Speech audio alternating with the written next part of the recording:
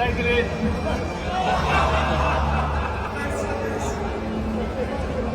Recycle it.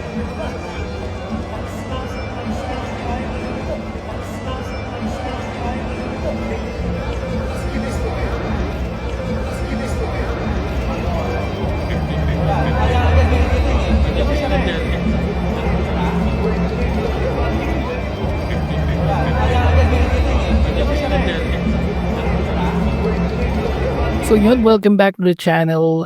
Makikita natin na pinangunahan ni na Pangulong Ferdinand Bongbong Marcos Jr. at First Lady Liza Araneta Marcos ang muling pagbubukas ng Field Sports Complex sa Pasig City nitong Miyerkules. At makikita natin na nagbuhat pa nga si PBBM ng barbell, pero hindi man niya talagang binuhat, no? Parang ina-attempt lang yan. Pinapakita niya na tinatry. Binigyan diin ni PBBM na ang sports ay nagdala ng dangal at pagkakaisa sa bansa at mahalaga ito sa paghubog ng character, disiplina at sakripisyo ng mga kabataan. Sa similar na balita tungkol kay PBBM, naghain ng House Resolution number 488 si Davao City Representative Paulo Pulong Duterte upang paimbestigahan ang mga alegasyon laban sa Pangulo. Base ito mano sa isiniwalat ni Ako Bicol Party List Representative Zaldico na inutusan siya ni BBM na magsingit ng 100 bilyong halaga ng proyekto sa 2025 national budget. Nakasaad sa resolusyon na may alegasyong 25% kickback o mano ang mapupunta kay Pangulong Marcos mula sa isiningit na pondo. Iginiit ni Duterte na ang mga ganitong pangyayari ay labag sa prinsipyo at transparency at separation of powers. Nais ng resolusyon na ipatawag sa pagdinig si Representative Zaldico pati na ang mga opisyal mula sa DPWH, Office of the President at DBM. So anong masasabi niyo sa balita na to? Let me know in the comments below. Thank you for watching. Subscribe kung hindi ka pa nakasubscribe. Stay safe.